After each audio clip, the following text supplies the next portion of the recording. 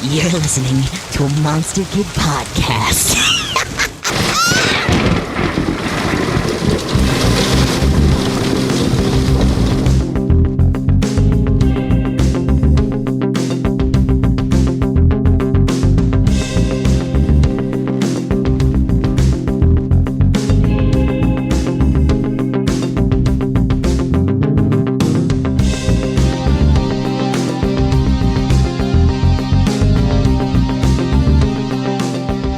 Welcome to A Dingo Ate My Movie, a podcast about the weird and wonderful Ozploitation movies from the 70s, 80s and beyond.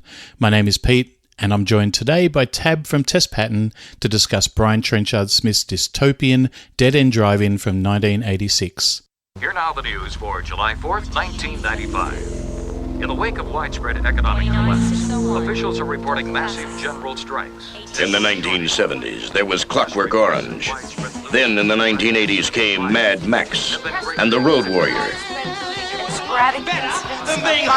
Now comes a startling new vision that takes you into the apocalypse and beyond. Back to the old drive-in you used to know and love. Only now, when the show is over, there is no way out. Dead End Drive-In. Right now. Not getting through to you, am I, son? No cabs, no buses, no transport. So, you're here. The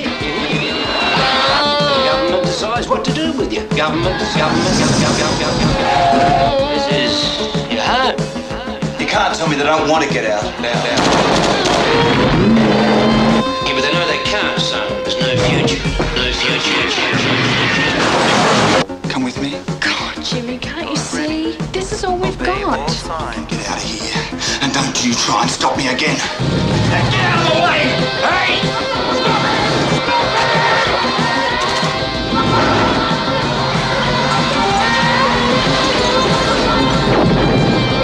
Welcome to your future, like it or not. Dead End Drive-In. So Tab, how are you? I'm really good. Thank you so much for having me on because I'm so excited about the podcast and especially this movie. I was so pleased you asked me to do this one. It's such a great movie, huh? Oh, I loved it. And I remember seeing the box in the video store and wanting to watch it. So this has been such an exciting opportunity for me because I was like, oh, I wanted to watch that for so long and I keep not remembering it. And, now I get to watch it. So it's great. It's awesome. It's so good to have you on too. I think your podcast with Jacob has really inspired me to do this and it's been working out great. It's really good. The first episode went really well and here we are with episode 2.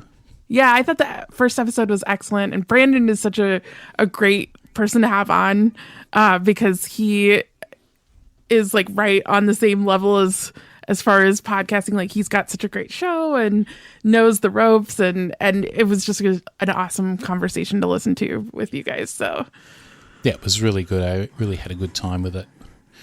All right, so I guess let's get into it. So in a dystopian future marred by war, climate change and financial collapse, a teenage couple, Jimmy and Carmen, become trapped in a government-sanctioned drive-in theatre, which is in fact a concentration camp for the unemployed and social outcasts. Does that give you a bit of is that reasonable sort of intro, I think? Absolutely. I think so. So was this your first time watching? It was, yeah. I had seen definitely the poster for this and probably in a small scale on the VHS cover. And I was always intrigued by this movie. The poster has a couple of great taglines. I think one is the price of admission is that you can't leave or something like that. But it's a very intriguing cover. And it feels like a box checked because it's one I've always wanted to watch. And it's not necessarily one that immediately comes to mind when I'm like, what are the movies that I've really been wanting to see? Speaking of the poster, that person that's on the poster, the face above the drive-in, that's not a character in the movie, right? I don't think so. I think it's just it's either a shot of some extra or it's just some model, right? Or something like that. Right. Representative of like the people that live in the drive-in, I guess. But Yeah, I was it very is. surprised. I thought that was going to be our main character, and it wasn't. It wasn't at all. We get this guy, this Krabs guy, or Jimmy, and Yeah. he's very different. Yeah, it's cool. So yeah, for me, I watched this probably saw it years ago, either on some pay TV or maybe right back in the long time ago. I might have rented a DVD or something like that. But for me, it was kind of a fresh watch again, which is really good. It's always nice to come to it with a fresh set of eyes and things like that. What were your initial thoughts of the movie? I loved the aesthetic right away. So I knew I was going to love the look of this movie. I think there's something about early to mid 80s movies and particularly like horror sci-fi movies during that era that are just totally my jam. Like I love the look. And I think Larry Eastwood, who is the production designer on this movie, is the total star of the movie for me because everything about the look was something that was just really exciting and fun and, you know, made this movie, which is great, even better. Like the look of it just enhanced everything. The look of it's fantastic. I love like all the neon. Even in the early scenes, you've got when you go to Krabs or Jimmy's house or wherever they're living. I don't even know if it's a house. They like live behind the garage, right? It looks like something like that, or in some warehouse or something like that. They're sitting down to dinner, and there's the statue of Mary in the background, and it's got like a neon halo over its head. It was so cool. Yeah. I didn't notice that till I think my second watch or something like that. Yeah. So it had a great look. Yeah, I think it's really inspired by Mad Max, and that's something that Brian Trenchard Smith says in the commentary. I saw a lot of like Night of the Comet and Return of the Living Dead as well. Yeah, it's got that feel, hasn't it? Yeah, I think so. Especially like with the punk and the sort of the young people being the main characters in the movie. Yeah, I think your notes you talked about there's two girls that get out of the car and sort of taunt Jimmy a bit, and I was thinking and it's true, it gives you that Return of the Living Dead sort of feel, right? In regards to the sort of people, and it's great. It's really cool. Really loved it, and of course, being a Brian Trenchard, so I have trouble saying his name as well. Damn it! I wish he would just stop hyphenating it. But anyway, with Brian Trenchard Smith movie, there's a lot of action and stunts and fire and all sorts of things. So it's a really, really good movie, and of course it celebrates car culture, which is big in Australia and probably around the world, I suppose. But in Australia, it's still these days people love hotted up cars, and you hear them at night in this area around here. From time to time, we're near a few back roads that don't have a lot of traffic, so they kind of love it around there. Yeah. Oh yeah, and I wondered if it was just the Mad Max inspiration, or if there's something to like. I feel like a lot of dystopian movies are made in Australia. Like it is a bit like that, isn't it? Yeah, that's like a big genre, I feel like, in Australian cinema. And I can't figure out if it's just the Mad Max inspiration or if there's something else to that, I don't know. Let's think about it. So there's Mad Max, there's this movie.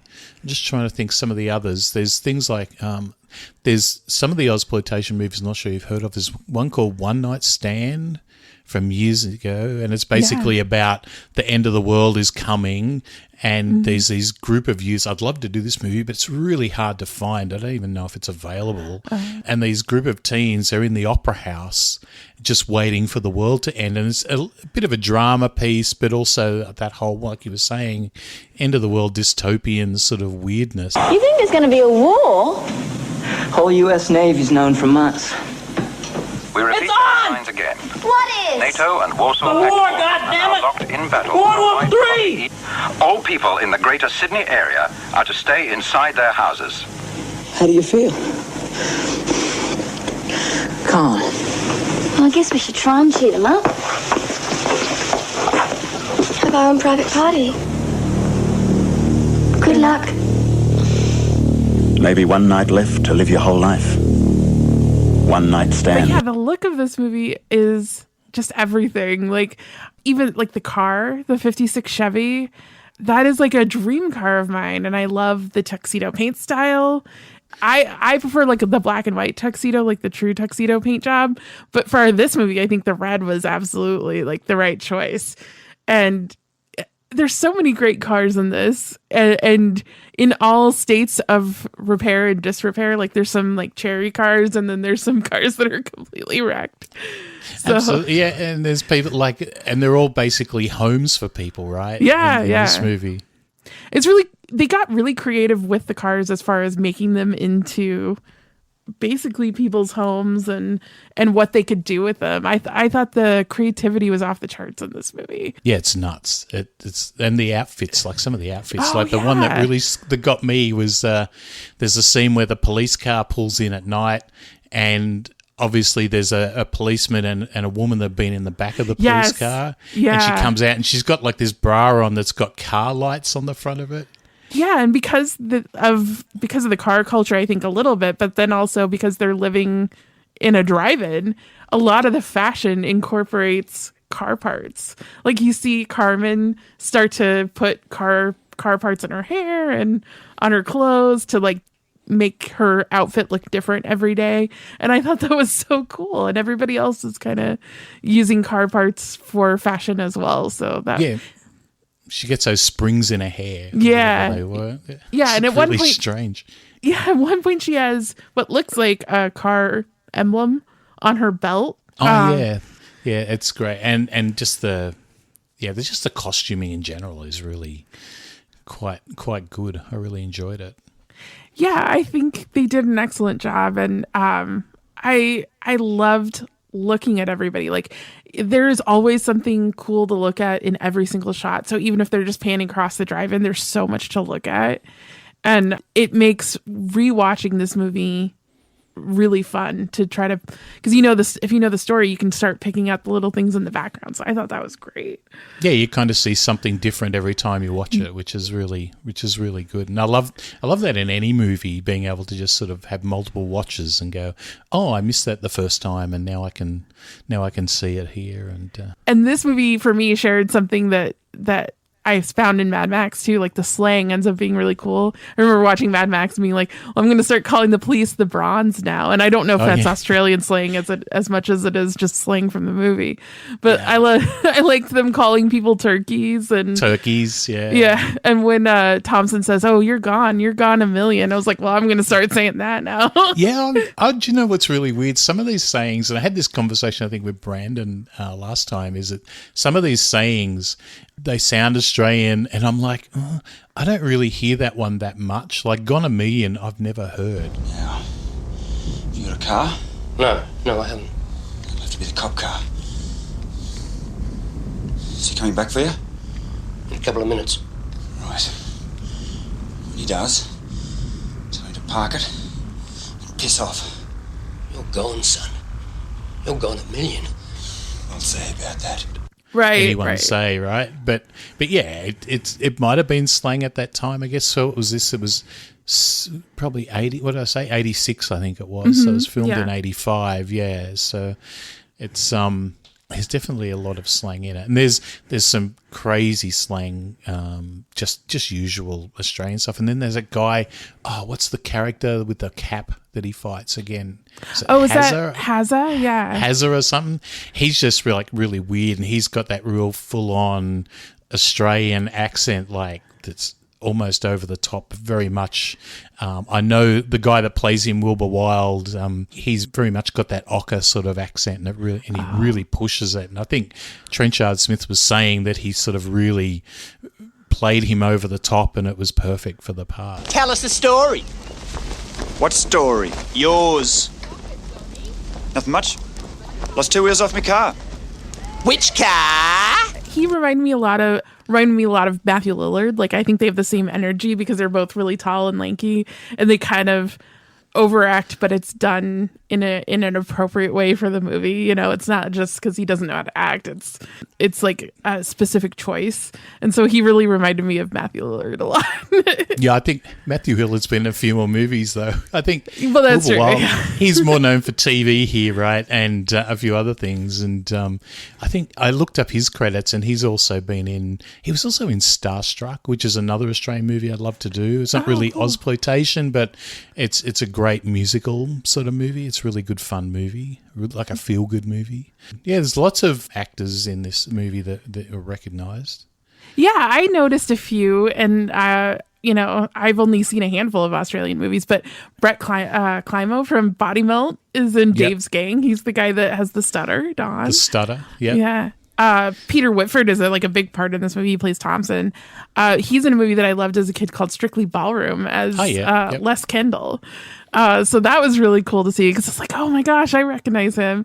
And then even when they're showing the movies, there was one movie they showed and I was like, that's Sigurd Thornton from Man from Snowy River, which was a movie that my family watched a ton as a kid. I didn't get a chance to look up what that movie was that she was in. Oh, I looked it up, but I didn't write it down. And you and I think we both watched it on the Arrow video, on the Arrow Blu-ray. Yeah, I saw that you had put the Arrow Blu-ray, and I was like, oh, well, I want to see if I can get my hands on that. Sometimes things are like different regions, but luckily this was available in a U.S. region.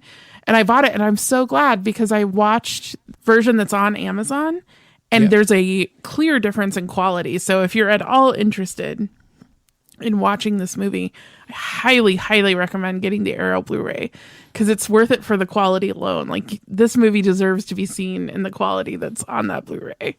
It's presented beautifully, isn't it? Yes, yeah. Like, it's really nice. It really pops. Yeah, the colors are so bright, and it unfortunately, just because of the quality that's on Amazon, it's not that Blu-ray quality, so you're not going to get those super bright colors. And the Blu-ray has some really cool special features. Like, they're obviously a commentary from the director, but there's also a couple of short movies that he made. Like, he made a movie a little safety short film about hospitals and fire safety. Hospitals Don't Burn Down. We talked about this on the last one with the man when we were talking about the man from Hong Kong. Yeah.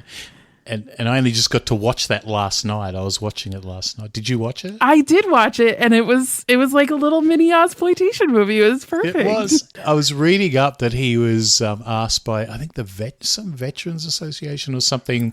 There had been a spate of fires in a lot of nursing homes and some hospitals, and they were all started by cigarettes. So they actually went to him and asked him to make this. So this was funded by the government, I think, or by the association.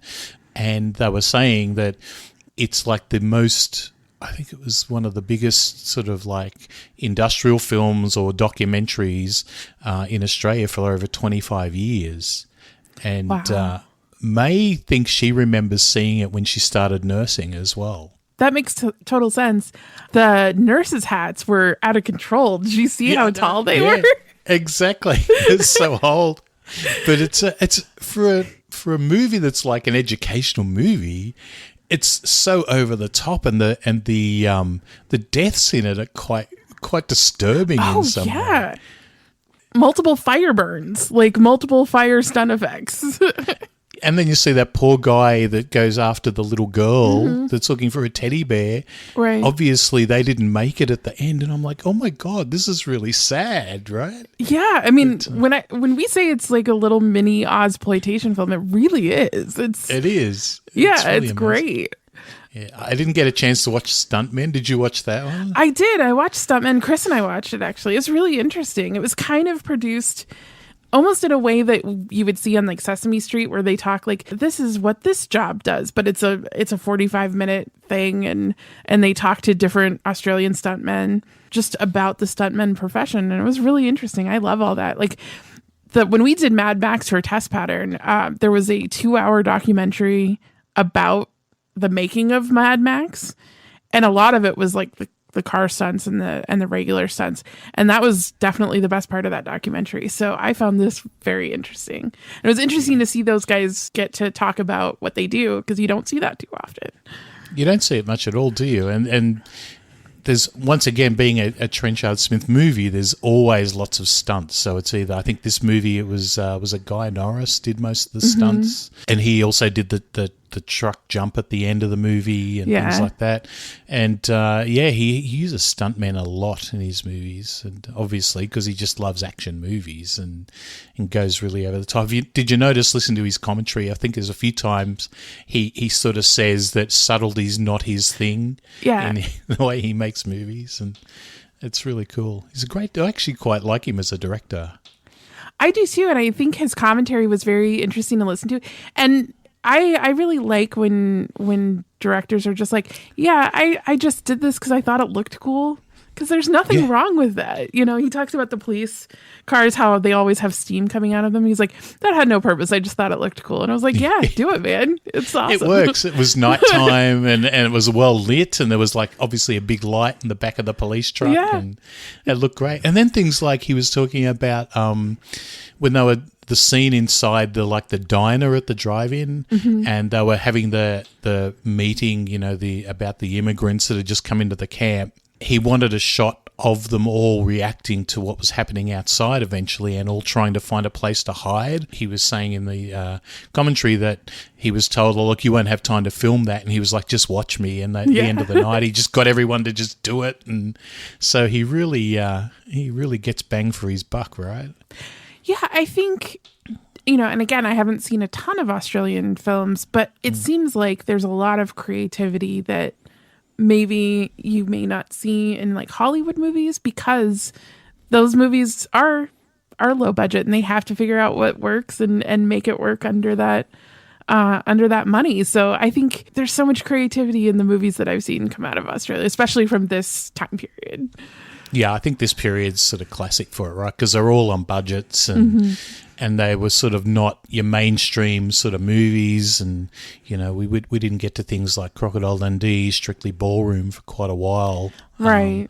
And these movies are just very much exploitation movies, right? That's all they are, right? But they're really well made and a really fun watch. So yeah, I love him. It's really good, and he's just great at that. Still haven't seen. Have you seen Demons 2? I had no idea he directed that. I didn't know that he directed that either. I've only seen the first Demons, but I would love to watch Demons 2 because I had a ball with the first one. And if he directed the second one, I'm sure it's just as much fun.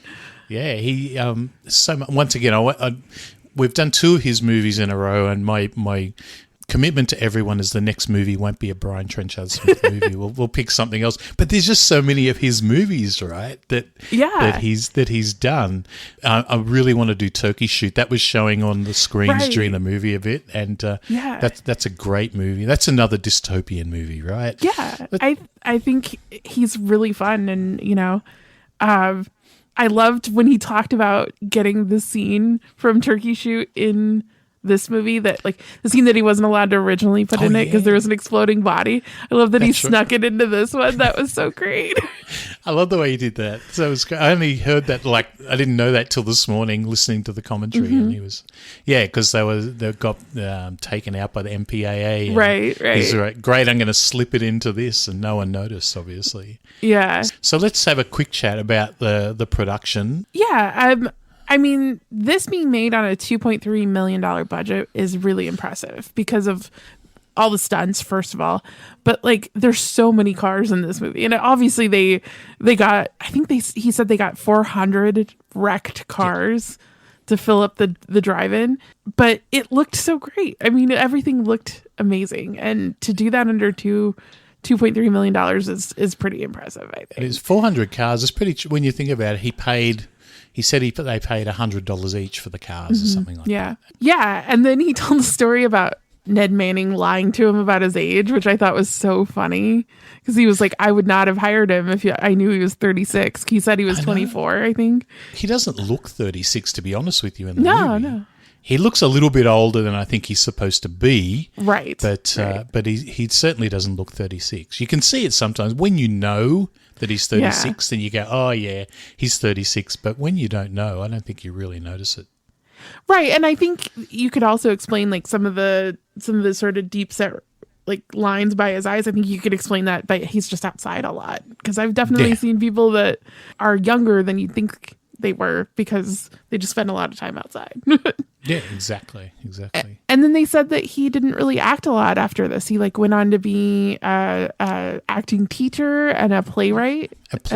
Yeah, which is very interesting. I looked him up, and he did quite a few TV shows, like Australian TV shows. So for Australians that might be listening, he was in things like A Country Practice, and I think he was in some episodes of Neighbours and things like that. And he did a few other TV shows. But yeah, he's mostly a playwright, I'd say, and that's where Trent Charles Smith was saying that's where he gets his sort of fix now.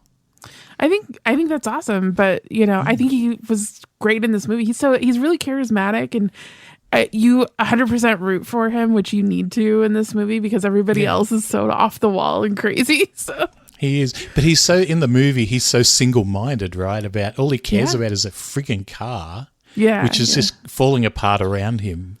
And, he just wants to get out too. And I was like, I would be the same way. If they were telling me I couldn't leave, I would be like, no, I'm going to find a way out of here. This is crazy. Absolutely. One of the best things that I heard in the commentary was that they wanted a good soundtrack, but they didn't have a lot of money, and music tends to be like the most expensive thing. He made this deal with this Australian record company called Mushroom Records, and they said, here's $8,000. Let us pick whatever we want. And they kind of did. And it's not anything that you would 100% recognize if you're not an Australian. I'm sure they were hits in Australia, but it's a really fun sort of new wave soundtrack, and I think they did a great job. Yeah, it fits in the movie well. The scene with hunters and collectors talking to a stranger is fantastic. And that song was actually, probably out of all the songs on the soundtrack, that's probably the most well-known song. And a lot of the other songs, there's things like Kids in the Kitchen. I think I heard Current Stand.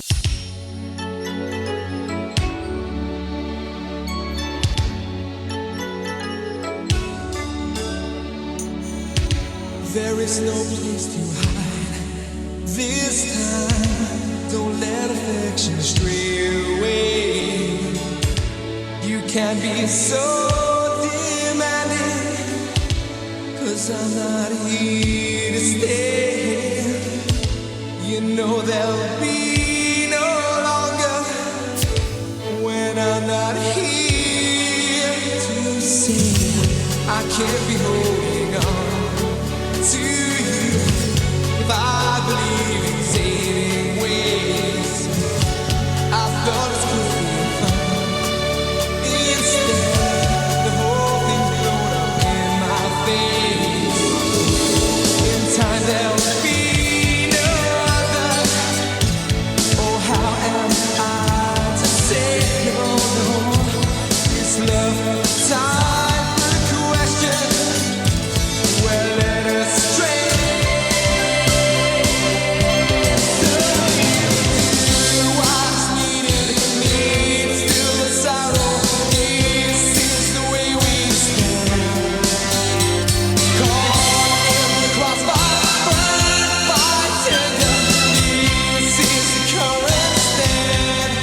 Yeah. Just as a little tidbit, the guy that started Mushroom Records, his name's Michael Gudinski. He actually passed away 2 weeks ago, had his funeral last week, and there was all these dignitaries. Oh, not dignitaries so much. It was just like I think Kylie Minogue came for it, and a whole lot of other people came for it. And Mushroom Records was huge in the 70s. They were well known for launching a lot of local bands, especially bands I was into at school, like Skyhooks, which are a fantastic Australian band, and did a lot of work with music, and was really big on Australian music. So he's really missed, and it was good to see. And I think he's got a memorial service coming up. They're doing like a state funeral for him, which is amazing. Wow. That gives you an idea of his standing in the industry. Yeah, absolutely. And I think Ed Sheeran is coming out. He wants to be here, and he's going to sing at it, and there's all this other stuff going on. Yeah, and I think it's going to be televised as well. He was a big part of the industry in Australia, a massive part. So he's very much missed. Yeah, that's amazing. Yeah, I mean, I think if you have a state funeral, you're a pretty big deal. And pretty big deal. Yeah. And I knew that the songs in there must have been things that like Australians would recognize. I feel like we don't. Yeah, we don't import enough stuff from other countries as far as music and stuff. But It's all on Spotify.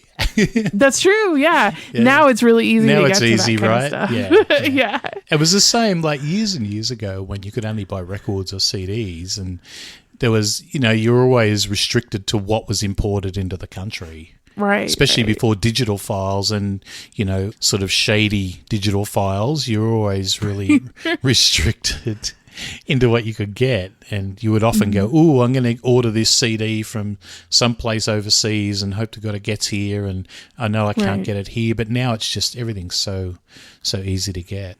I just thought the soundtrack was really fun and good. fit the movie perfectly. I also want to talk about the fact that they tried to do what they did to Mad Max in this movie and dub it, and it was so bad. It was so bad compared to the Mad Max one, which is terrible. I don't know if you've ever seen the dubbed version of that. I've seen clips of it on YouTube, and I'm like, I don't know how you could watch this. It's just so No. foreign, literally. I remember turning it on to watch it for test pattern, and for some reason they have that as the default audio, and I was like, what the hell is this? So Wow. if it was worse than the Mad Max dub, it had to be pretty bad. But it was bad enough that they didn't even bother putting it on the movie. They just released it with the Australian audio, and thank goodness. Which is a good thing, right? Because, like, if like the Mad Max one was terrible, and I don't see the point of it. And I think the only issue a lot of American distributors have with Australian movies, or had with Australian movies, is just the accent. And some things not coming across the same way. Australians talk very fast, and that could be an issue. But, I think all in an action movie like this, there's no need for that sort of thing at all. Well, and I think that it's really distributors not giving their audience enough credit, because I think, you can get used to an accent. Obviously, Australians speak English for the most part. Usually. So,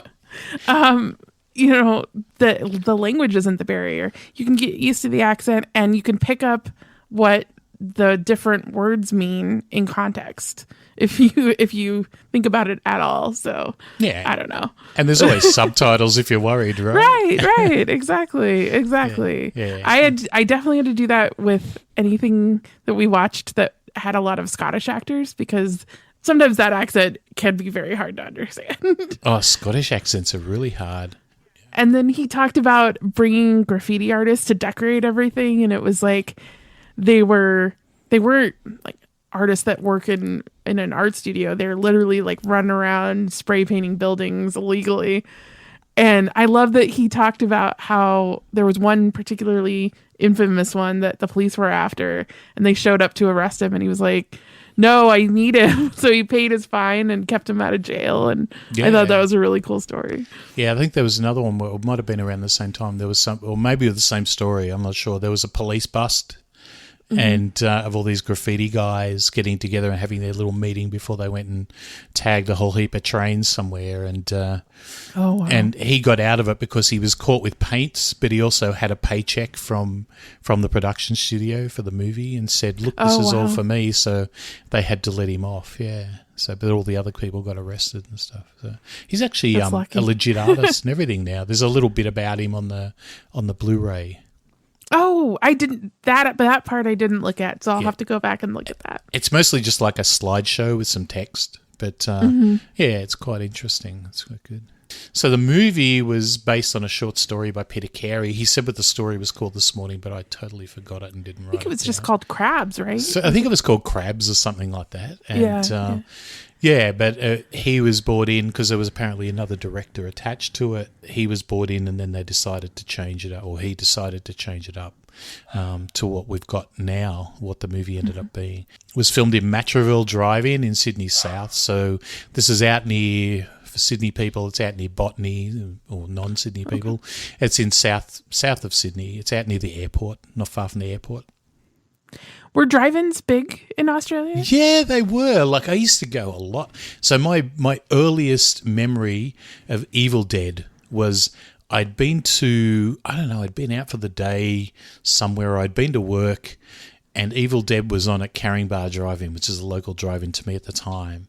And I thought, I really want to see this. So I thought, I wasn't with any, I was just with myself. So I just went to watch it at the drive-in. And I think Evil Dead is like the perfect drive-in movie, right? Oh, yeah. And yeah, we used to go to the drop. My earliest memory is going with my parents to Caringbah Drive-In to see the original Airport movie. You remember Airport? All those movies in the 70s, which eventually turned into massive disaster movies.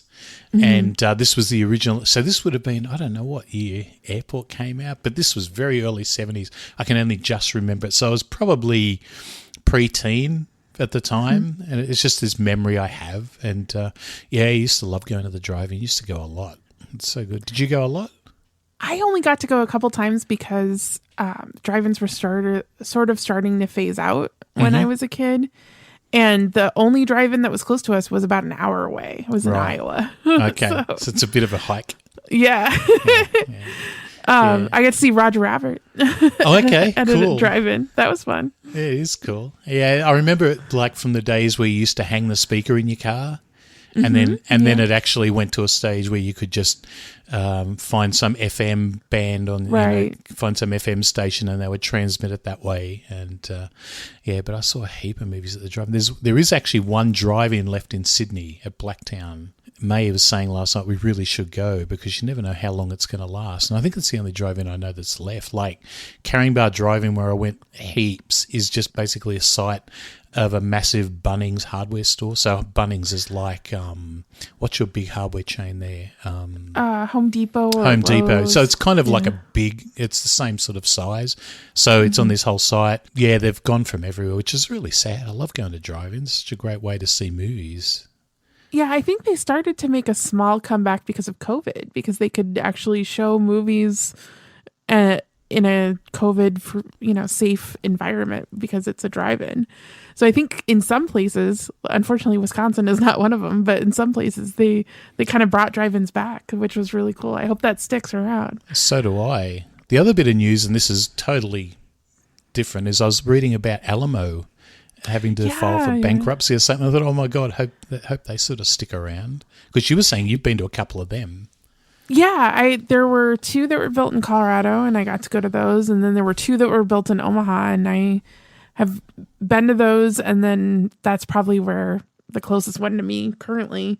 So when I go back to see my mom, we tend to go a lot. I know they got bought out, and I'm hoping that the company that bought them will continue to run them the same way. Yeah, because it sounds like a great experience going to one of those places. It really is, just because you don't get the ads before the movie. It's like a curated pre-show that has a bunch of clips that relates to the movie you're seeing, and they're really strict about not talking during the movie and not texting. And then the food is good. It's like kind of one of those ones where you can order a meal if you'd like. So the food is really good, and they show a lot of older stuff. Like there's so much stuff that I was too young to go see in the theater, or I wasn't around for, that I got to go see and have an amazing theater experience.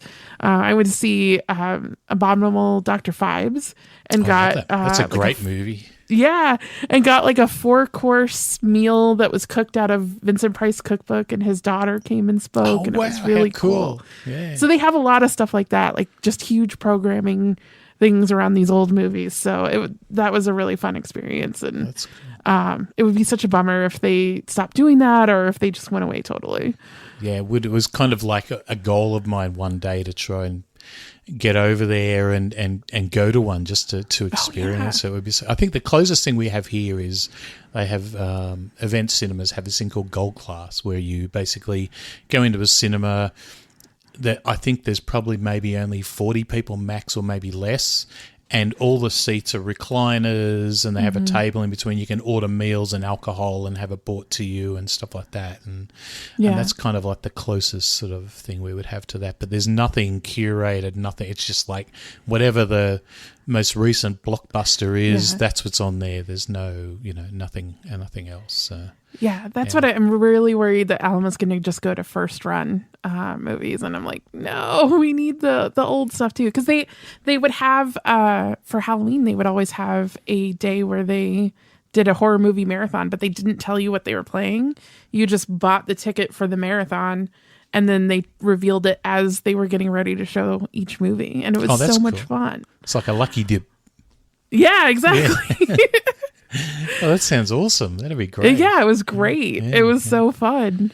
And Wow. you saw movies that you probably wouldn't see otherwise because you're not picking the movie to go see, you know? Yeah, exactly. That sounds so good. I think the other thing I used to love about drive-ins was they'd have a lot of midnight to dawn programming. Oh, wow. Especially, okay. so they would do they would do from midnight to dawn, they would show, a lot of the times it was either horror or exploitation or I guess, for want of a better term, sex movies, like, softcore sort of stuff. Oh, wow. Okay. Yeah, but that was, I miss all that sort of stuff.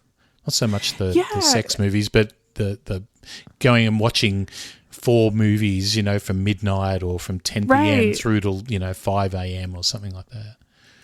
Right. Yeah, you really don't get that experience as much anymore because everything's so readily available and people are more into digital and that kind of thing. So. Yeah, it's sad, isn't it, though? It is. It is sad. I miss the theater experience from dealing with COVID, but I miss sort of having the theater experience that we had probably when we were younger. Yeah. I'm kind of the same. I sort of, every time I get a bit sort of down about it, I always think to myself, well, at least I got to experience it and live through it, sort of thing. So it's a bit sad, but there you go. We had it, and hopefully that sort of thing will come. I don't think we'll see drive-ins much again, especially when the world gets back to normal. But right. I would love to. I'd love to have one. I would love to own enough property that I could build one and just sort of show movies like this all the time and just that would be a great. That would be amazing. My cousin's family owned a drive-in, and it always seemed like such a cool thing to run. It's probably a nightmare logistically, but it probably is. There's probably lots of hassles, but I'd love that, or love to just run an independent movie theater and just show whatever I wanted or whatever I think people wanted to see. I'd probably That's the dream. I would just show 80s horror movies all the time. Oh yeah, totally. That would totally do it for me. But anyway, absolutely. So there was a lot of shots in Matraville during the movie. I think early in the movie they're down around Matraville pub. I played a few gigs there over the years and a few other places. And there's that sign with the Rambo movie, Rambo Takes Russia or something. And that's really cool. And Trenchard Smith was saying that he really, wanted to have a bit of a satire there about Rambo movies. But in the same breath, he was saying he would love to have directed a Rambo movie, but he didn't think they would ever let him do it. Well, and it's funny because they're still making some of the didn't they just make a Rambo movie not that long ago? So they did. I still haven't seen it, but I haven't either. But I don't think I've actually seen any of the Rambo movies. I've seen some of the Rockies, but not the Rambos. Rambo's good. The first one's really good. Yeah, Jacob always says First Blood is amazing. So First Blood is fantastic. Yeah. I'd like to watch it, but I just thought it was funny because it's like, oh, Rambo 8, isn't that hilarious? But really, we've made a bunch of Rambos and we're still making them. So there's so many. I do like them, but they get very jingoistic, right? After 3 or 4, they become very jingoistic and very much become that whole Cold War-ish sort of thing, and a bit like Rocky, which was the one with Dolph Lundgren. Oh yeah, is that Rocky 3? Or Rocky? Yeah, was it Rocky 3? It's a great movie, but of course they have to make it. Yeah, the Rocky movies are good though. I like them mostly. Yeah, the first couple, the first 2. Of course, it's always the first 1 or 2, right? Right, exactly. And then there's degradation in quality after that. So. Yeah. So, except for Jaws, that just was 1, and then everything went. Yeah, oh man, Jaws 2. I always wanted to do a podcast. Yeah, I always wanted to do a podcast of those, just covering those 4 movies, just for fun. But oh yeah. One day, there's a scene in the projection booth early in the movie or during the movie where Trenchard Smith was regretting not having curtains or shooting from a different angle, because if you look through the window, he wanted to get depth. He wanted to get that sense of depth, so he wanted to shoot out the window of the projection booth. However, in the background, you can see the houses and you can see cars, just normal cars driving by and things like that. So it's not very dystopian, right? And this place is supposed to be in the middle of nowhere, and so that was something he really wished he'd had a chance to do again. But Did you notice that at all? I actually didn't notice it until he pointed it out because I was not really thinking about that. And I think for the rest of the movie, it does feel like they're sort of in this wasteland and not around anything. So it's that scene is so minimal as far as, thinking, oh, well, there's houses right there. You never think about that again, even if you do notice it. If you do notice it, yeah. I actually, to be honest, I noticed it when I first saw the movie, like this viewing, these couple of viewings, and I was like, oh, those houses, I can see them right there. And then I noticed a car just driving past and all this sort of stuff. And I was like, oh. But then you forget about it. 30 seconds later, you're back into it and you're concentrating on the characters anyway. Oh, yeah, absolutely. And the fence is electrified. So even if there were houses right there, it's still tough to get out. They couldn't get out. Yeah, exactly. Yeah. Wilbur Wilde, who we spoke about it before, he plays Hazar. So he was well known on Australian TV. He was on a show called Hey Hey It's Saturday. It was every Saturday night. It was kind of like... Oh, it's really hard to describe. It was like a variety show, and there was the compere was Daryl Summers and Ozzy Ostrich. Ozzy Ostrich was just a puppet with a guy, and it was originally a kids show, and then they started showing it at like 6:30 at night or 7:30 at night on Saturday nights, and I remember a lot when I was, especially in the 80s, I was gigging a lot, and I was also going out to see bands a lot. And the thing to do is you'd sit at home and you'd watch Hey Hey It's Saturday, and then you'd go out. So I'd go out. If I wasn't at a gig, you'd watch it, and then you'd meet your mates out at whatever gig you're at and stuff like that. But it was one of those shows that worked on a heap of levels. So you would, how some cartoons, they have a level for the kids, and then they have this other level, and they go, oh, this is for the adults, but the kids don't even figure it out. Yeah. And this was a bit like that, and it had it was a weird show, but they had bands on, and they had competitions, and if you look up Hey Hey It's Saturday on YouTube, you'll find some interesting stuff, especially if you look for Plucker Duck. It was always weird. It was really weird. But it was a great show. I used to love it. Anyway, yeah. And he was also, Wilbur Wilde also, he's probably most notable for playing in a band called Old 55, and that was from big in the 70s and 80s. Oh, okay. And they were kind of like a rock band that played the Old 55. Obviously, they're going to sound like a band from the 50s. And they had a song called On the Prowl and a few other songs like that. And he was also in another band called Jojo Zapp and the Falcons, which are a great band. They're a really good Aussie band if you're looking for Australian music to listen to. They're really good. And the boys and I, we sneak in the back door. We mingle in like we've done it a million times before. On the prowl, that's how we get our fun. On the prowl, don't you tell my mom. On the prowl, all the company I keep. On the prowl, you know it ain't so discreet. Prowling with the boys on a Saturday night. We'll always quiet till it turns off the lights. That's awesome. I'm going to check both of those out. That's that kind of weird era. I think it was like late 60s through the 80s and maybe into the early 90s where there were bands that just had a saxophonist. Like NXS exactly. had a saxophonist. Yeah, very much so. Yeah. So these bands unfortunately didn't get to the level of INXS, which is a bit of a bummer. But INXS were fantastic anyway. They're like probably. If I think about Australian, I end up talking about music all the time on this podcast. I'm going to go off on tangents all the time. Anyway, but if I talk about my three biggest Australian bands that went big internationally, is obviously AC/DC is probably the biggest, and then there was INXS and maybe Men at Work. Yeah. But they were like Men at Work were really the band that kind of paved the way for most Australian bands. Oh wow, yeah. I grew up listening to NXS because my mom that was her favorite band when I was growing up, basically. And so we had all the albums. She ended up buying a videotape that was just their music videos, so I know their music videos really well. Fantastic band. Absolutely. I love them from their first album. The first album is fantastic. It's very basic, but they have some great songs on that. I did a gig. I was in a band called the Mustard Clubs, come back in the 80s. Hope I'm not boring anyone with this shit. I can take it out anyway. We were together. We had this call on a Monday afternoon, and it was just before In Excess were going off on a international tour, before they did like Wembley and all that sort of stuff. And I got this call about 10 o'clock in the morning from the singer in the band I was in, and he's like, "Are you available for a gig tonight?" And I'm like, "Yeah." And he's like, "Oh, we've got this gig at the Tivoli, which is a pretty big venue in the city at the time." And he said, it's supporting In Excess. They're doing like a warm-up gig, like a secret gig at the Tivoli.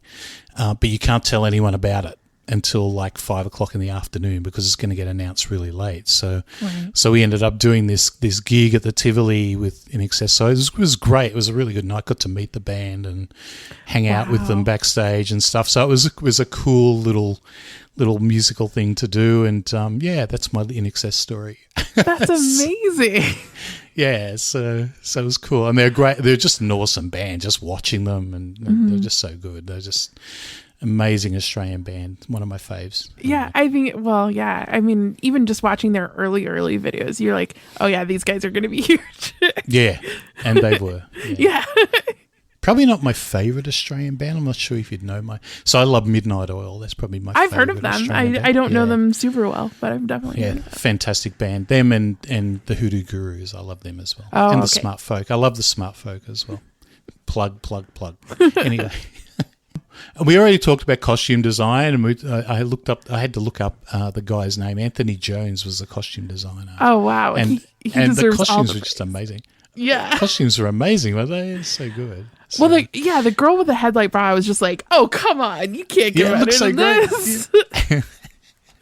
It's so great. It's so great. Oh, and then, man. And the guy with the backpack with the horns on it. Yes, that was so good. It was so good. And also somebody just has a monkey. Like, I know that's not part of the costume design, but I was like, oh, somebody just brought a monkey to the drive-in. I was like that as well. I was like, there's a monkey, and the monkey's eating out of the block of hashish or the block of marijuana, whatever it is. I'm like, okay, this is interesting. And there's a guy in the same scene. He's got an earring, and an earring is his car keys. Car key, yeah.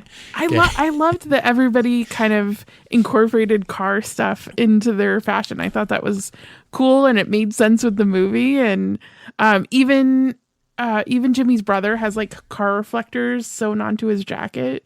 I thought that was awesome. Yeah, it was really good. It was really good. And the other thing I heard was like just this morning was that Trenchard Smith actually was planning a sequel for this. Did you listen to this? Yeah. And he was saying Jimmy's recaptured. He gets recaptured and sent back to the drive-in and becomes some sort of Moses figure to the inhabitants and must lead them to freedom or something. And I was like, that'd be a great sequel. Absolutely. Well, when the movie ended and he got away, I was like, well, I'm glad he got away, but that's such an abrupt ending. I was like, no, I want more. Yeah, I was the same. I was like, well, so what's he going to do now? Yeah, I mean... Explain his car to his brother, probably. Right, and then just be on the run for the rest of his life. Then it turns into Mad Max. Exactly. So he was like, oh, let's have this sequel. And it would have been interesting to see. Oh, yeah, I think that would have been great. And I liked everybody that was in the... Like, I thought the girl that played the girlfriend, Carmen, beautiful woman, first of all. She was beautiful. Gorgeous. And I could not stop looking at her eyes because her eyes were so beautiful. And she was great. I loved her, too. Like, she's... she acclimates real fast to living at the drive-in. Like, she's immediately like, oh, yeah, this is my home now. She was already on the run from her mother or something. That's true, right? yeah. She'd left home and she was on the run. And she was like, we don't want to go near the police because I'm on all the lists, whatever they are. She was Miss Australia. I believe it. That. She was beautiful. Yeah. I was having a quick read up about her. So she was Miss Australia. She had an accident just afterwards where she was doing some bungee jumping in Sydney. Oh my god! And she was doing a tandem bungee jump, and one of the things straps broke or something like that, and she broke a collarbone or something like that. And oh gosh, yeah. Unfortunately, she passed away in 2014. Oh my gosh, So, I didn't even yeah. realize that. She doesn't have a Wikipedia page. No, I was looking for that. that. Not much about her. No, there's not much about her at all. There's a bit on IMDb, and then I found a few other bits and pieces around. How did she end up dying so early? Because she would have been I didn't really read young. that. I'd say it was okay. probably cancer or something like Probably that. so, Yeah. That's really sad. It is sad. I hate because I was like, oh, she's really good. And you read up and you find out and then you go, oh, she died. And Oh, yeah. Okay. Yeah, I had that when we were doing My Bloody Valentine. Like, a couple of people died from brain cancer, and it was just really tragic. And I was like, oh, no. Yeah, I know, right? Peter Whitford passed away a few years ago as well. Yeah. So, and he's great. I love him in this movie. He's really good. He's got, I don't know what it is about him. He kind of pushes, he does his job, but he seems a little bit sympathetic to his plight, and kind of, especially at the end where there's like, don't shoot, where he says, don't kill him or don't shoot him. I'm like, oh, okay. He kind of took a liking to him, and he sort of was yearning for the old days all the time and all that sort of stuff. And it was actually a nicely fleshed out character, I thought. What do they call you? Crabs? Crabs. Huh. Well, Crabs, you want to kick against the system. Natural enough at your age. But I've been here a fair old while now. I'm telling you, it doesn't pay, son. Doesn't pay. I'll drink your beer. Yeah, life in here's not so bad. You talk to the other young blokes, they'll fill you in. You'll come round to it. And this helps. Boys know they can always get a few of these through me, and I can get them most things, actually. But they must want to get out. You can't tell me they don't want to get out. Yeah, but they know they can't, son, so don't worry about it. There's no future in it. You finish your beer, I'll buy you another one. No thanks. And Crabs, if you've got any problems, you bring them straight to me, okay? Thanks for the beer. Aye. Yeah, I think they did a good job. Like, because there's really 3 characters that you get to know, and everybody else is kind of like in the background a little bit. And I think they did a great job with all 3 of those characters. Because I really, even though, Carmen says some things that I'm like, okay, that's a little sketchy, but you still like her and you still really feel for her. And when they end up leaving each other at the end because she doesn't want to go with them, it was still sad, and you felt bad for her that she was going to have to stay there. So. Yeah, I was the same. I was like, oh, why would you want to stay? She obviously had decided to herself that, okay, she was going to stay here no matter what happened, sort of thing, which was kind of sad. But then, Jimmy didn't want to stay there, and he wanted to get back to his life, and I don't know how he could after that. But anyway, so. Yeah. I think she made friends and stuff because she started hanging out with those girls. But I don't know, that just seems like a bad scene. Yeah, it does a bit. So let's have a quick chat about some of our favourite scenes. So I really just picked the ending scene because I felt like we had to talk about his break for freedom, because it was such a good, just a series of car wrecks is basically what it was. It was great. In the plot of the movie, they bring a bunch of people in, and they're all Asian people, and as we've seen in every kind of culture, like the residents that were already there are like, oh no, we don't want this different group coming in, and the Asian people that are brought in are sort of scapegoated as far as like, oh, they're the cause of all our issues, even though they're just being brought in. And the drive-in residents decide to have a meeting, and so Jimmy kind of takes advantage of this because he's been trying to get out this whole time, and he stole wheels off of one of the wrecks that they brought in. He siphoned gas from a police car, and then he is like, okay, this is my moment, I'm gonna escape. They bring a bunch more cars in, and they're having this meeting all at the same time, so he takes the opportunity to take the giant wrench that he has and knock a couple people out, knock a couple of the tow truck drivers out, and then steals the tow truck, and he's almost out of there, and then Thompson recognizes, so he has to take off, and he leads the police on a chase around the drive-in, and they're just knocking in the cars, and there's tons of auto wrecks and a giant explosion, and he ends up flipping the tow truck over, and it's totally wrecked, and then he has to go on foot and hide as they're looking for him, and it's really suspenseful. He ends up running into Carmen, and they kind of have their last goodbyes.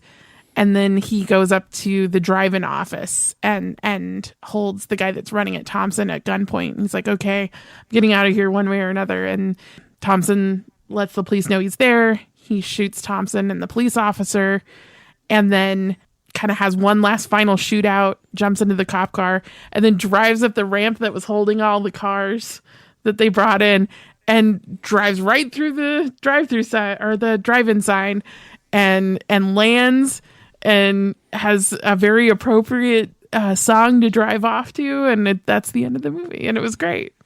It is a really good scene, isn't it? Yeah, it was it's everything you want from this kind of movie. I love that there's like randomly burning fires everywhere, because there's a lot of sparks that they drive through, and embers from the fires.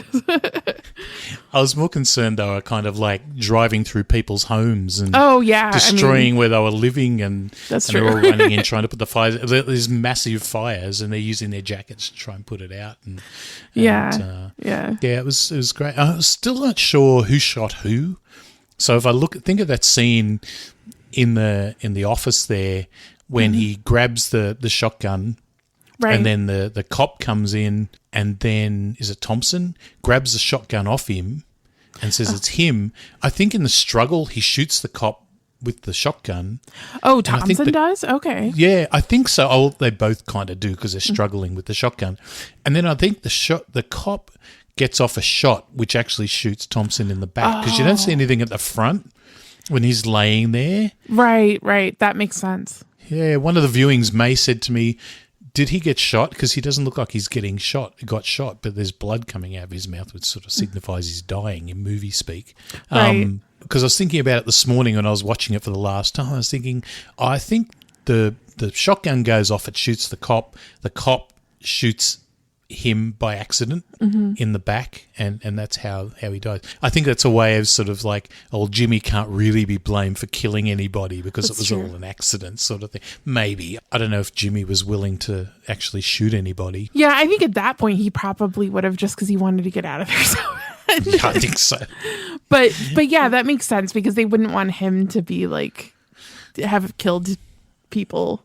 Yeah, he's the hero. It's a fantastic scene, and there's the bit where I think it might be. Is it just before that where the cops are bringing the drugs into the office, and he's getting the petrol out of the cop car, and there's that scene where the cop throws his cigarette, flicks his cigarette away, and he's watching it, hoping that it doesn't catch fire. And he has this sly little look like, hey, it didn't catch fire, that's great. He goes away, and then a second later it goes up, which is a great little scene. Kind of Thompson comes back and is like, oh, what's this? This is a bit odd. But as Trenchard Smith said, Jimmy could have kind of just somehow got away in the cop car when it was just parked there. Yeah, I think he probably would have better luck if he stolen the cop car right then. Probably, yeah. And driving through the sign, like 163 feet that jump was in that van by Guy Norris. And apparently a world record. I don't know if it was recognised anywhere, but he was strapped inside the van. They had him sitting on, or he set it up in such a way that the seat was kind of held by sort of like bungee cords, so it would bounce a lot, so he wouldn't get the full force of it. Right. He drove it straight through. I can't believe, that's a long way to drive a truck. It doesn't look like it should be real, but it is. I mean, it is real. There's no other way they could have done it at that time. Exactly. And it's so great. And he was saying that, apparently just the next day, Guy Norris woke up with a few, little aches and pains here and there, but nothing really bad. The ending's really good. The other thing is it does kind of They don't do anything else with the immigrant piece. So the immigrants come in, we have our little bit of social commentary, we have some very uncomfortable these days things that are said, or probably even uncomfortable then. Right. Like, they're just going to rape your women and there's too many, we don't want them here. And it's obviously very Anglo-Saxon population up till then. Right. But it kind of does mirror a lot of thoughts at that time, because I know there was a lot of thoughts in Australia around immigration at the time and around bringing people in and boat people and things like that. That still happens now, and people are always wary when there's different people come into their environment. Right, we all know why we're here, right? This place, before they started letting the slopes in, before they started packing them in, we had a pretty fair deal going on here, didn't we? I'm not saying it was perfect, but, pardon my French, it was a lot fucking better than being herded together with a bunch of rice gobblers from some slum in Vietnam.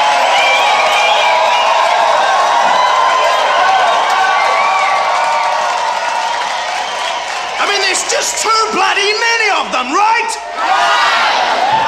A bit of it's a bit uncomfortable, but it obviously served a purpose for the time, and it got everybody inside the food place, the cafeteria, whatever it was, to get them away from the cars and everything, for the carnage to go on outside as well.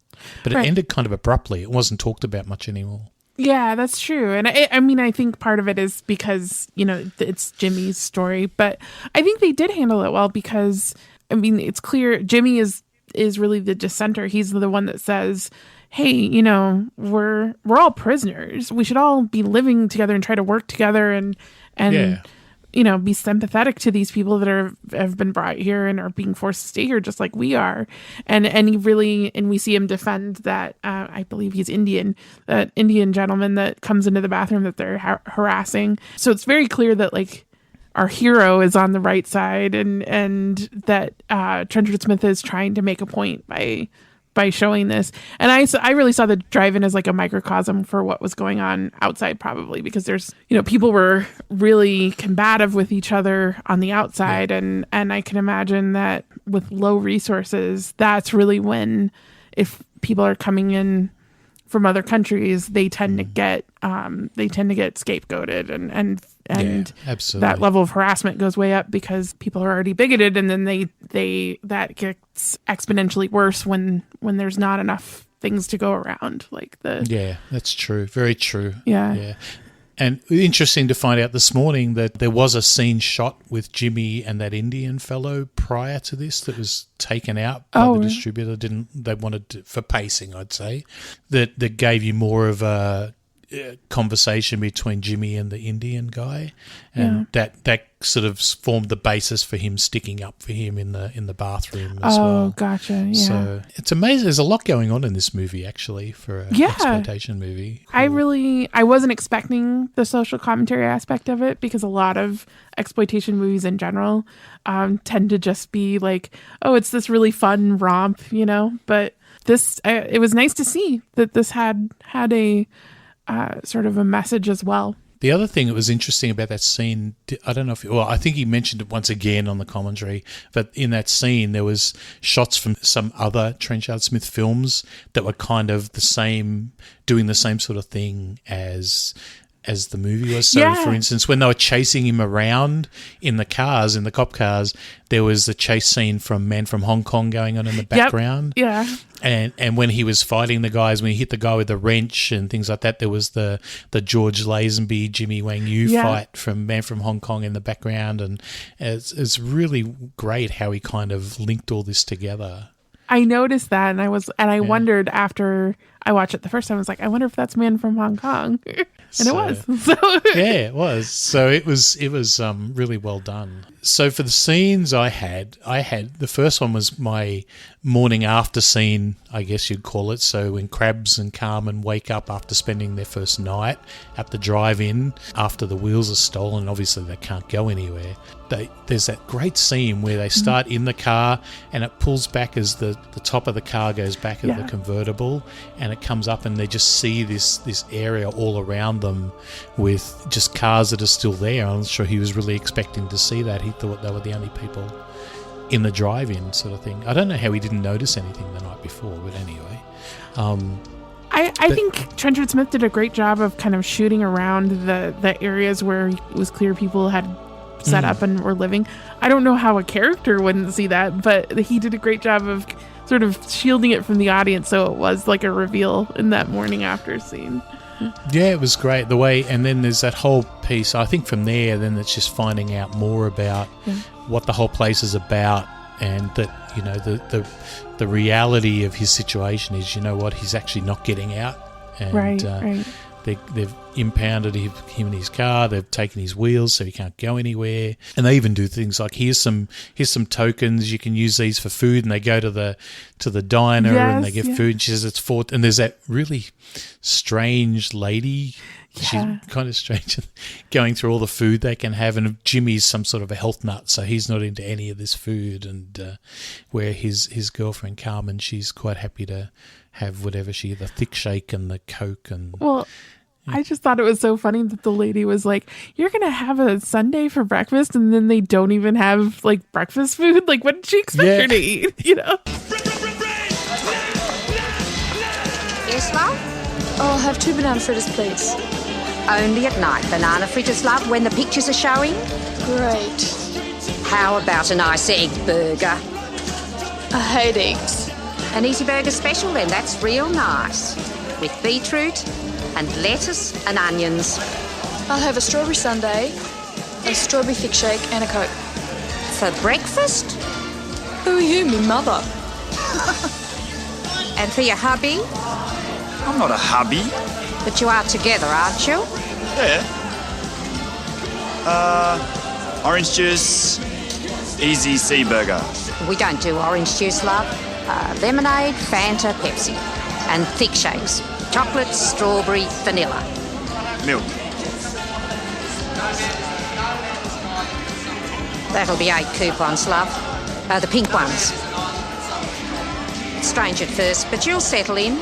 You could be FSs after a few weeks if you like. What are FSs? Favoured status. You could even work here. No. Exactly, yeah.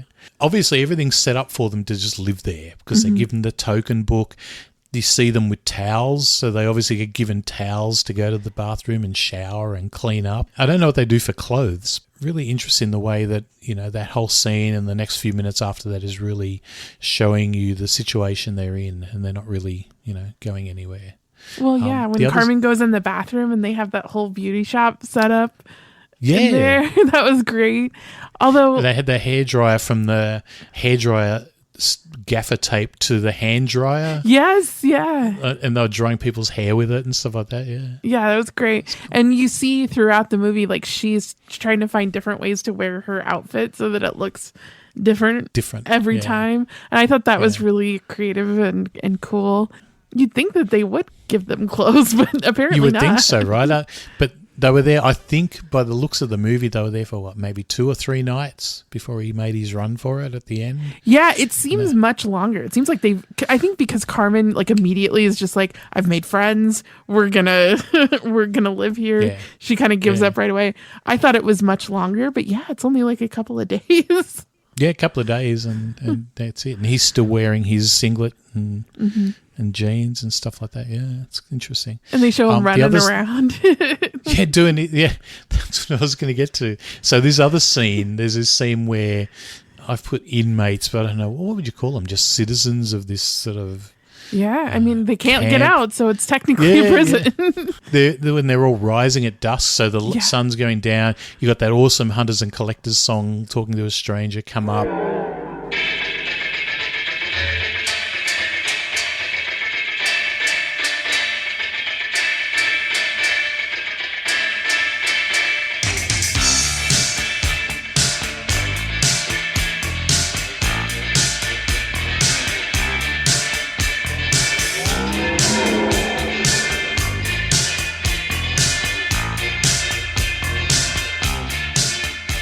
And and you see them panning past the cars, and there's someone just getting out of the car in like the cowboy hat, and there's a guy coming out of the boot where he's been sleeping all day. Yep. Trunk, sorry. And I'm like, how could you sleep all day in the boot of that car with the sun, right? So anyway, I'm not supposed to think about that, I guess. And that whole scene, and then the next minute he's jogging with a couple of bricks. And I don't know if he's doing that for fitness, but obviously he wanted the bricks to jack his car up or something like that. And he sees the seagull or whatever it is that's trapped on the wire, and for some reason he decides to poke it with a steel rod.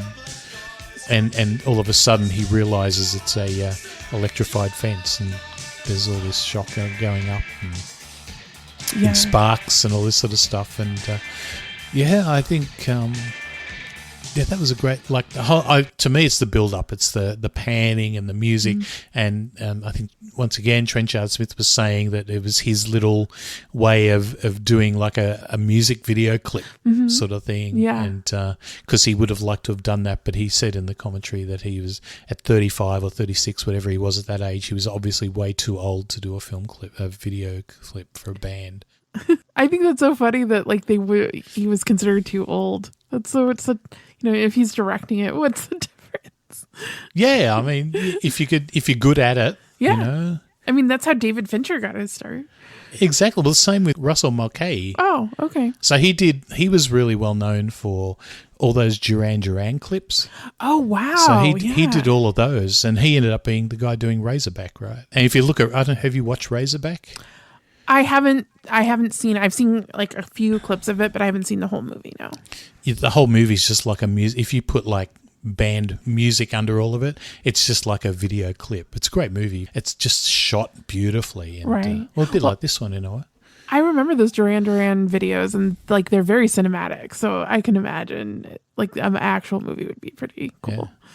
35, I think you're still old enough to make a video clip for music. Yeah. So were there any other scenes that stuck out to you, or any other little funny bits? I really liked when he kind of went back to Thompson and was sort of playing nice with him. At that point, he had kind of figured things out, but he wanted to get more information. And so he was having a beer with him again and asking him about the computer and sort of trying to be sly and get some information. I thought that was really good. Although they were drinking Foster's, and I've always heard that that's not like something that Australians actually drink. I don't know why they do that in Australian movies, right? Because I think I've drunk Foster's once in my life, and it's awful. To me, it's pretty average beer, right? I think because it was it's exported, and it got really big in other countries. Like whenever I go and visit my mate Bubba in the US, and he lives in up in Santa Clarita or something, we end up going to Ralph's to get groceries, and I go there because I can get Ben and Jerry's for like $3 for a tub, whereas here it's like $12 for a tub. Oh my gosh. and things like that. Or Reese's Puffs at like $1.99. Right. Here they're $15. So I just don't buy them here, right? Right. And then you go into the alcohol section. It still blew me away that first time I went to the US and I went to a supermarket, and you could go just the normal aisles, and then there's aisles with just alcohol and stuff like that, where we don't have that here as much.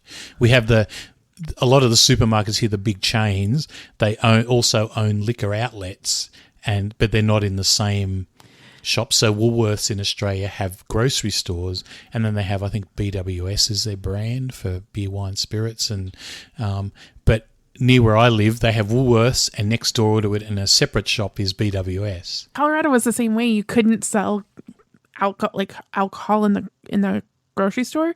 So when we came here, and they just had alcohol in the grocery store or in the gas station, that was the big thing. Like, they're just selling beer in the gas station or hard alcohol in the gas station. I was like, whoa, this is so unusual, because I wasn't used to that. So I totally get what you're saying. Yeah, well, that got me as well. Like going to a servo and seeing alcohol in a servo, I'm like, this is really weird. Yeah, who would sell beer or alcohol in a place where you go to put petrol in your car and drive your car? Yeah, exactly. So We also have drive-through liquor stores. So let that blow your we mind. have them. Yeah, we've had drive-through liquor stores for a long time. Oh, really? as Okay, well. they have those in Australia too. Yeah. Okay. Most pubs in Australia have like a drive-through section. You can just drive in and that's get crazy. what you want. Yeah, it is nuts. So, well, you know. So I never understand. And when I went to that supermarket, and I think I took a photo at the time. It was like Foster's, and I'm like, who drinks Foster's? It's like no one drinks. No one in Australia that I know drinks Foster's. Well, I always heard of it being like Outback. Like that's not really a Australian food. It's just like what Americans think. Oh my God. Australian food. One of my first trips to the US, this is going back to like maybe 2000, and I have a very good friend lives in Maryland. When she met us at Washington Airport and was staying with her and her family for a few days, and one of the things she did is she said, I've got to take you to Outback Steakhouse. Oh, no. Whatever it's called.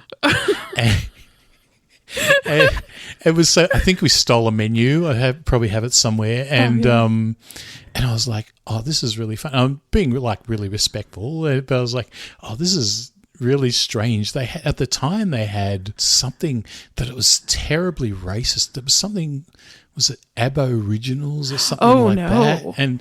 And I was like, oh my God, you'd never call the Aboriginals Abos. It's like It's like using a slur. the N-word for yes, right? Anyway, it was.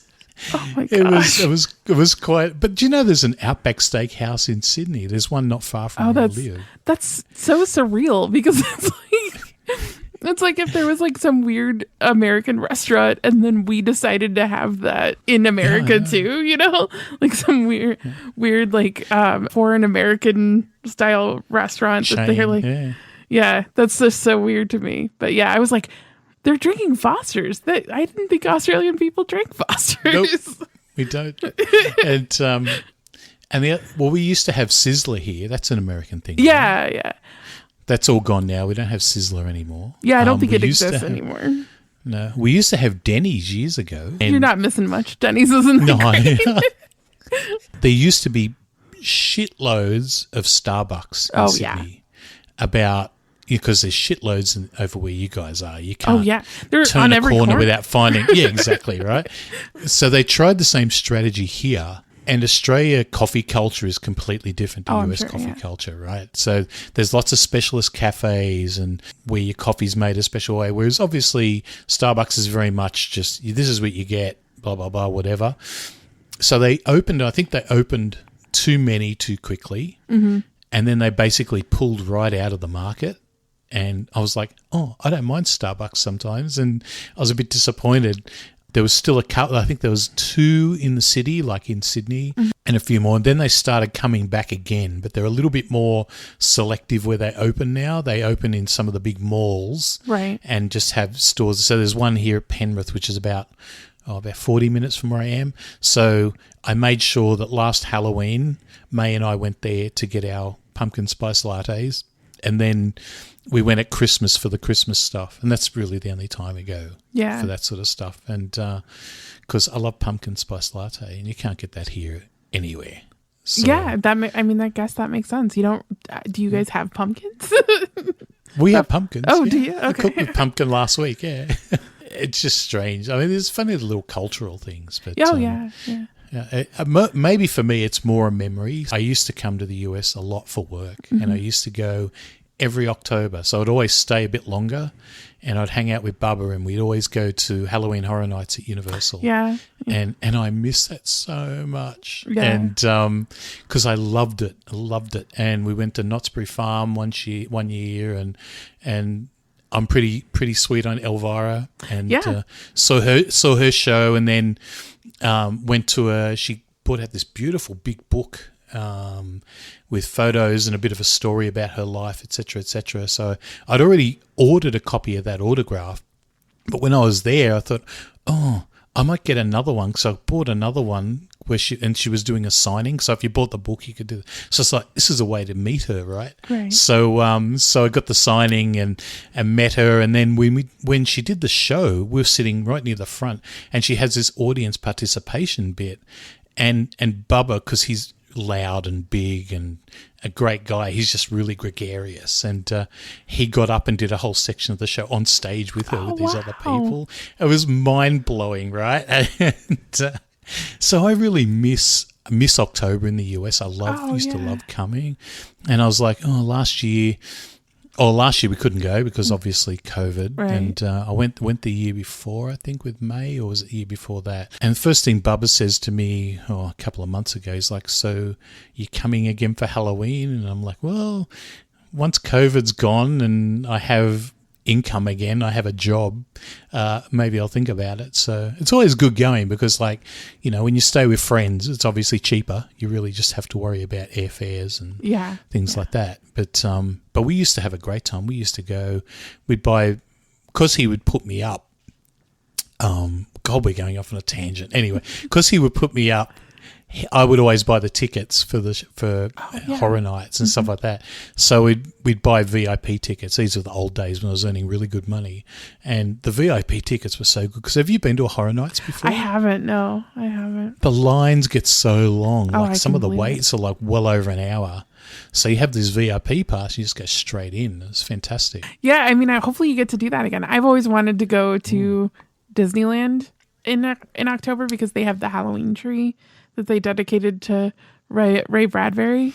When I usually do Halloween, we usually do Universal, sometimes Knott's Berry Farm, and always Disneyland. And that's really cool. The only other thing I wanted to do was come to a convention one year. I've never been to a horror convention at all. It would be so good. Yeah, we should find one that is good for like people to meet up at for like all the monster kids and see if that would be so good. How many people we could get. Final thoughts on the movie. First of all, this is such a cool premise, and I almost wish this was a series because you could do so much with the idea that, you know, you have a bunch of young people living at a drive-in. But as a movie, it's so much fun. I'm really glad I bought the Blu-ray, and it totally scratches that itch of like 80s punk and new wave. So I love it for that because I love that era of movies. And I think it's a fantastic example of how creative Australian cinema is and definitely this time was. Like everything, I feel like everything that I've seen that has come out of this kind of era of Australian cinema has been just really fun and different and things that I haven't seen in American cinema. So I really love this era of Australian cinema for sure. And it feels really distinctly Australian too, which I think is so cool because it doesn't feel like they're trying to make like an American movie. It's just, in a movie made in Australia.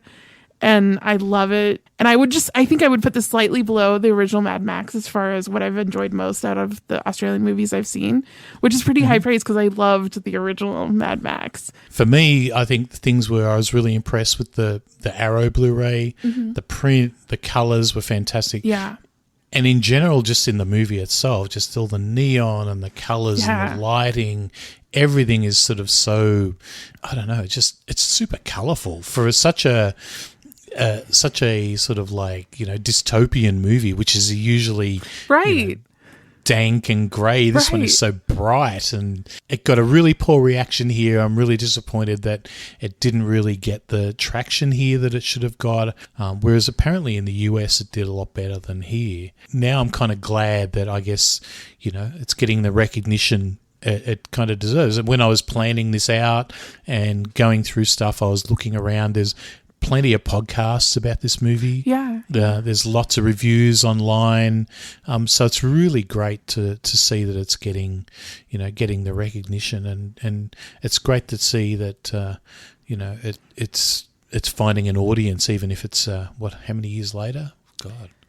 30-something years later. Yeah. And I think it really entrenches Brian Trenchard Smith's reputation as someone that can, you know, make great movies with limited budgets and great action movies. His action movies are fantastic. Absolutely. It made me want to check out everything that Larry Eastwood did as far as a production designer. That's for sure. Yeah. I mean, I just can't get over it. Like, there was so much. And every time, like we were saying before, every time you look at the movie, you see something different You find something else to look at, or you see a detail somewhere. And there was even the talk on the commentary around the Club Med thing, where they decided just to turn a combi upside down and fill it up with water. Right. It was great. Like there was so much going on. You could watch this movie 10 times and pick out new things every single time. Absolutely. Yeah, it's really good. Oh, yeah. I mean, this is... If you're looking for an 80s-tastic movie, this is high up there. All right. So that's pretty much talked out Dead End Drive-In for this week. So, Tab, tell me where we can find you and your projects. Okay. Well, some of your listeners may know me from Test Pattern. It's a podcast I do with my co-host, Jacob. We talk mostly about horror movies, but sometimes about sort of cult movies and fantasy stuff. You can really find all of our stuff under Test Pattern. So testpatternshow.com is our website. We're Test Pattern Show pretty much on everything. You can find me personally on Twitter at HorrorFlickTab.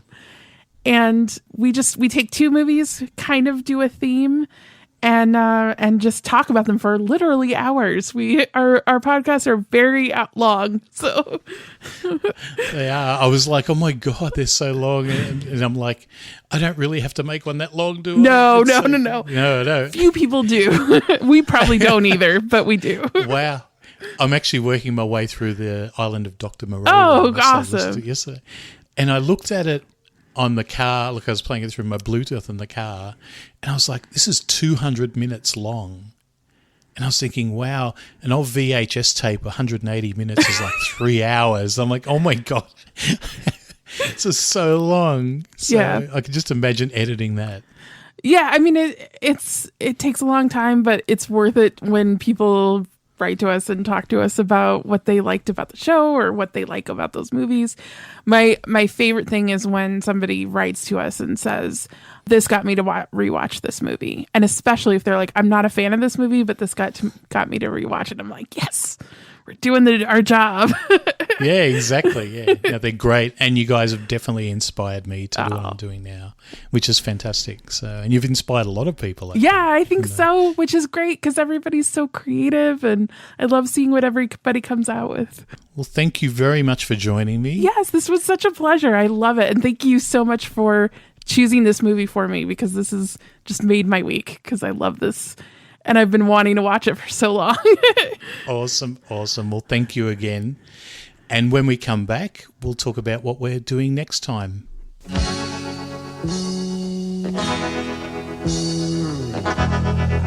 do you feel? Your first big game, your what's his name? Who is this kid? How do you feel? Your stomach churns, the liniment burns, your palms are wet. How do you feel? Your first big chance slips through your hands, what a serve you get. How do you feel? The pace is on, your winner's scrum, it's heaven sent. How do you feel when you score a try with a dummy and a jink? How do you feel? How do you feel? I feel like a two-ease. I feel like a two-ease. I feel like a two-ease or two. I feel like a two-ease or two. Thanks for listening to this episode of A Dingo Ate My Movie. I want to thank all my guests who give their time to make this podcast possible, and special thanks to you for listening. Don't forget you can follow A Dingo Ate My Movie on social media.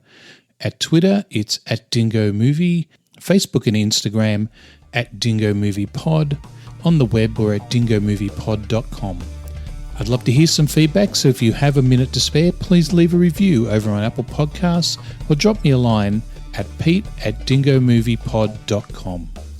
Next time on A Dingo Ate My Movie, I'll be joined by Jacob, the other half of Test Pattern, to discuss Philip Mora's Howling 3: The Marsupials.